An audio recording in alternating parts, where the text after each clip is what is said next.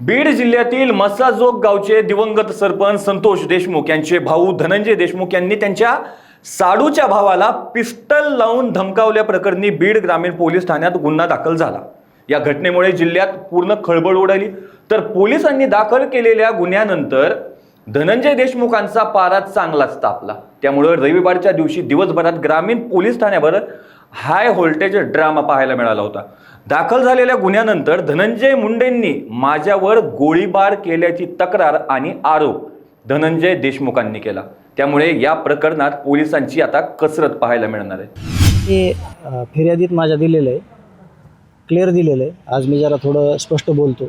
मागच्या 1.5 वर्षापासून देशमुख कुटुंबियाचा एक माणूस त्यांनी घालवलेला आहे, परंतु देशमुख कुटुंबियातले राहिलेले जे माणसं आहेत बाकीचे, मी स्वतः साक्षीदार आहे, माझे बाकी साक्षीदार आहेत, फिर्यादी आहेत, यांना संपवण्याचा डाव हा पूर्णपणे चालू आहे। त्यातलाच एक भाग रात्री रविराज साबळे हे सर्वांना परिचित आहेत, यांचे मित्र सतीश गलधर यांच्या हॉटेलवर फॅमिली सेक्शनला आम्ही जेवायला बसलो। आम्ही आंतरवली सराटीला मनोजदादा यांच्याकडं भेटीसाठी गेलो होतो। आम्ही दुपारपासून रात्रीपर्यंत तिथंच होतो।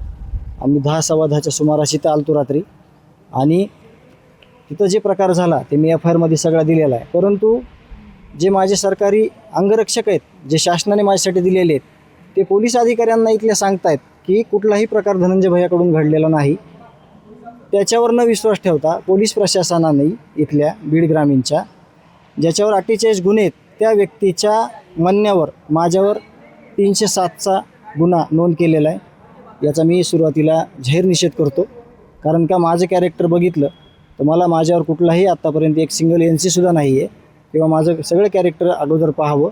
आणि याच्यानंतरचा जो मी निर्णय घेणार आहे, मलासुद्धा आत्ता एक खूप मोठा इन्सिडेंट घडलेला आहे। मी आता त्याची फिर्याद देखील देत आहे। काय झालं पण नेमकं? मला रस्त्यात गाडी आडवी लावून मला धनंजय मुंडे यांनी 2 हवेत फायर केलेले आहेत, आणि मी त्याची फिर्याद आत्ता देतोय।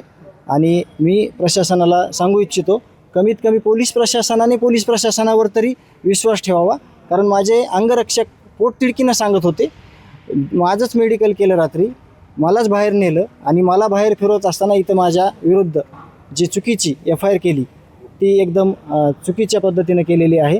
आणि मी पुढील कारवाईसाठी इथं आलेलो आहे स्वतःहून, आणि मी ती कारवाई करत आहे। ते स्वतः होते का त्या ठिकाणी? स्वतः होते, आणि मी तीच फिर्याद देतोय। तुम्हाला काही वेळात CCTV फुटेज मिळतील। आत्ता CCTV फुटेज इथल्या जे इन्चार्ज आहेत दराडे साहेब त्यांनी बघितलं, कुठंही धनंजय देशमुख त्या CCTVमध्ये दिसत नाही, किंवा तिथं उल्लेख नाही, किंवा त्या 25 फुटात माझा कुठंही संबंध नाही। मी जसं फिर्याद दिली त्याप्रमाणे माझं तिथं आहे।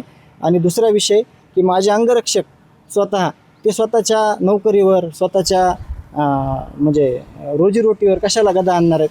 ते सांगतायत की धनंजय देशमुखनी हा असा कुठलाही प्रकार केलेला नाही, परंतु त्यांनी सकाळ उजेडेपर्यंत आम्ही सांगत होतो की शहानिशा करा आणि मग ही गोष्ट करा, तशी न करता गुन्हा नोंद केलेला आहे। त्याचा मी जाहीर निषेध करतो। पण तुमच्यासोबत जी घटना घडली त्या दरम्यान मी सांगतोय ते आत्ता माझी FIR झाल्यावर तुम्हाला ते अधिकृतरित्या देतो, म्हणजे तुम्ही त्याचा अभ्यास तुम्ही करा।